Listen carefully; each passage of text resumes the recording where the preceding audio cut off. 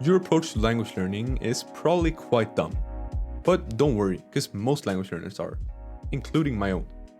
But luckily, with time I've become progressively less stupid, and I'm hoping this video can help you achieve the same results. So if you avoid making these 5 mistakes that costed me unnecessary time, you'll reach your goals a whole lot faster.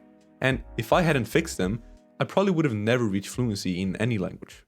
Now point number 1 is something that sounds very obvious, but it's something that affects pretty much everyone, and it can be because of many different reasons. And really, it's just not starting overall. Whether that's because you feel like you don't have time, you feel like you can't do it, or because you'll get to it one day, right? Because that's sort of the approach that I had. I was thinking, well, I want to learn 10 languages, 20 languages, whatever I told people, but I hadn't started. So I was like, yeah, I have this goal, I want to learn 10 languages. And they're like, oh, this is so amazing, like so good. I remember telling my teachers and stuff like that. But I wasn't doing anything to get there, right? Maybe I had taken a little bit of Spanish in like 6th grade or something, but then since then I hadn't done anything. I was like, yeah, I'll get to it one day. And whatever reason you have for this, it's probably a BS reason, because unless you're like locked in a room, forced to not be able to do anything, or like your hands are tied behind your back, you have a blindfold on every single second of the day, like you can find some time to learn languages, right? It's really not that hard. Whether you're commuting somewhere, or you're waiting for the bus, or you're like just having a bit of time over, you're like at home not really doing anything, you're watching Netflix, swap that out for a little bit of language learning. Because all you need is like 5 minutes a day, 10 minutes a day to build that habit, and then from there you can work your way up, right? That's not going to be enough to get anywhere, but once you have that habit built, it's very easy to expand on that. And when you have some momentum, it's also very easy to gain more motivation and kind of want to keep going yourself, right? Because really, once you get that passion for it, you're not going to want to stop. So if you haven't started learning yet, but you want to learn a language, get rid of all these excuses and realize that it very much is possible. And I think something that holds a lot of people back as well is this kind of whole genetics thing, right? People always tell me that, oh, well, you have an easy time for languages. And maybe I do.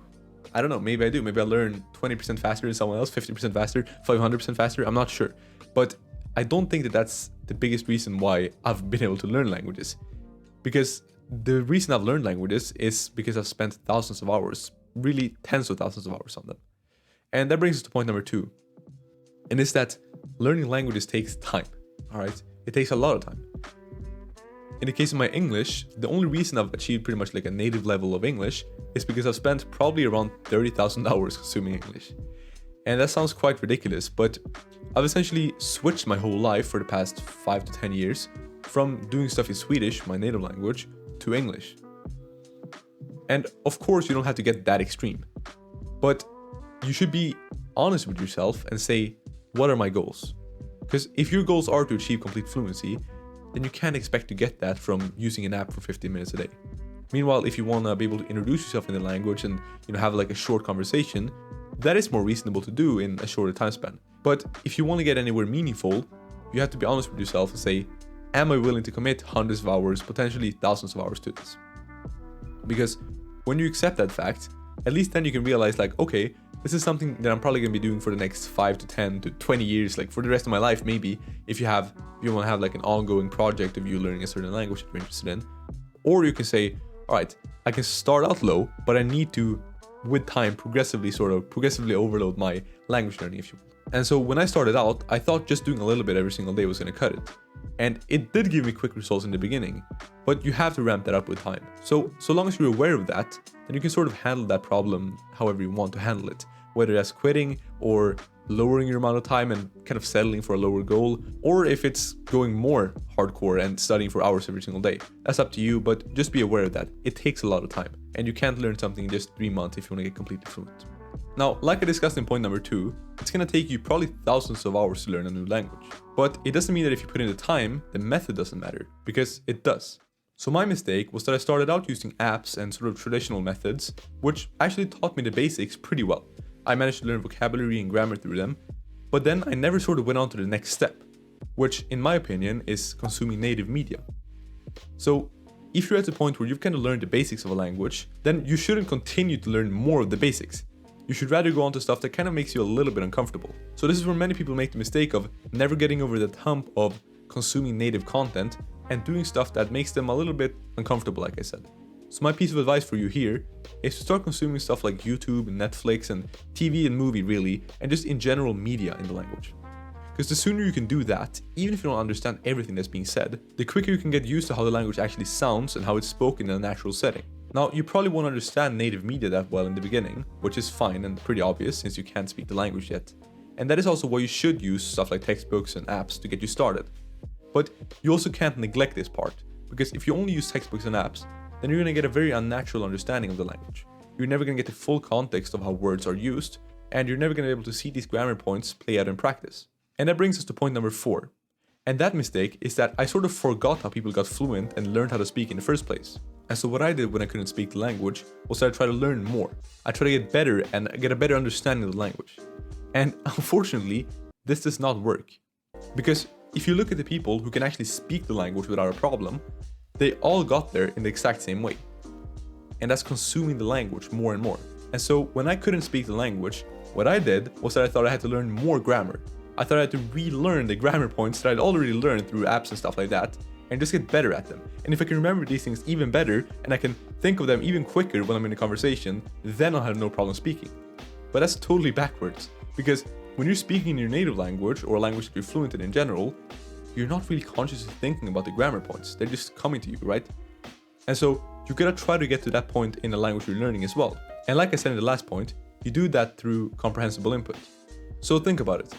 How did people who can speak the language perfectly learn how to speak the language? They didn't speak because they couldn't even do that in the beginning, and they didn't learn grammar points because they were like too young to access a computer. They didn't open textbooks because, well, that's boring and you don't need to open textbooks when you can just consume the language. So start doing that yourself. And like I said in the previous point, it's going to be hard in the beginning, but you really have no other choice. So don't get stuck like I did, trying to force yourself to learn how to speak a language when you really don't have the basis of speaking the language in your head in the first place. Now, the last mistake I made is something that probably warrants a whole full video by itself, but it's trying to learn multiple languages at the same time. Now, even if you're not making the first 4 mistakes, if you're trying to learn 5 languages at the same time, it's just probably not going to work all that well. Now, most people struggle learning just one language at the same time. So imagine if you're going to learn 2, 3, or God forbid, more than that languages. It's going to be a very hard time. And talk about having time for it as well. I mean, if you have 16 hours a day and all you can do is to learn languages, then yeah, sure, you could divide that up into learning 3 languages at the same time, or 5 languages at the same time, or whatever. But that's not the scenario for most of us, right? Most of us maybe have an hour, 2 hours, 3 hours, half an hour, whatever it is. And if that's all you have, then sure, if all you want to do is be able to introduce yourself in the language, of course you can learn multiple languages at the same time. You can learn how to say hello in 50 languages. But I doubt that's your goal if you're watching this video, right? You probably want to get to at least a conversational level of fluency. And if that's the case, please do yourself a favor and stick to learning one language at the same time. Because I made the mistake of trying to learn multiple languages before one of them was truly at a satisfactory level. Because if it is at a level where you're like, yeah, I'm kind of happy with this and it can remain here for at least, a year, multiple years, something like that, or forever maybe, then sure, you can go on to another language and it's fine. You don't have to get totally perfect in a language. In fact, that's not even my goal myself.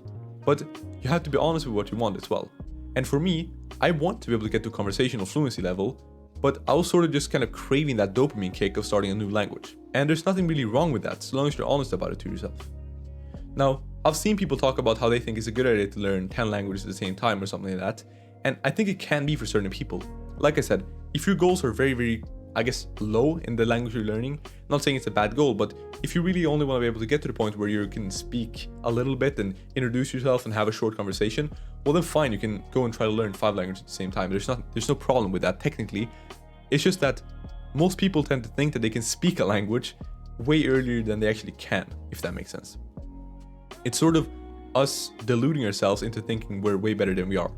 And that's not to say that it's impossible to learn a language. Like I said before, it definitely can be done. But remember point number 2, this stuff takes a long time. So if you spend 5,000 hours on a language and you're like, all right, I can do everything I want in this language, I'm totally fine with keeping it at this level, then by all means go and learn another language. But I think, unfortunately, many people get fooled by these sort of polyglots on YouTube or TikTok or whatever it is, saying they can speak 20 languages.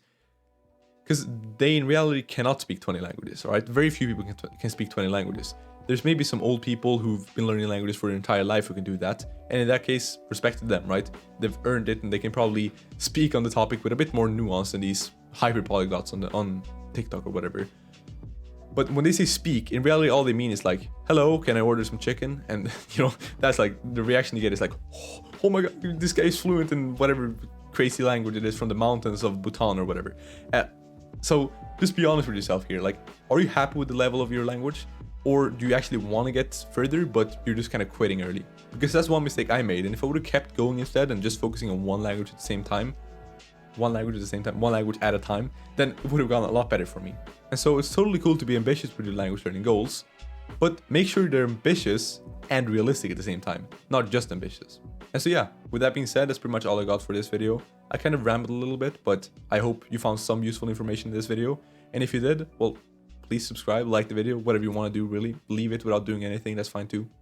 And yeah, hopefully I'll see you in the next video. Peace.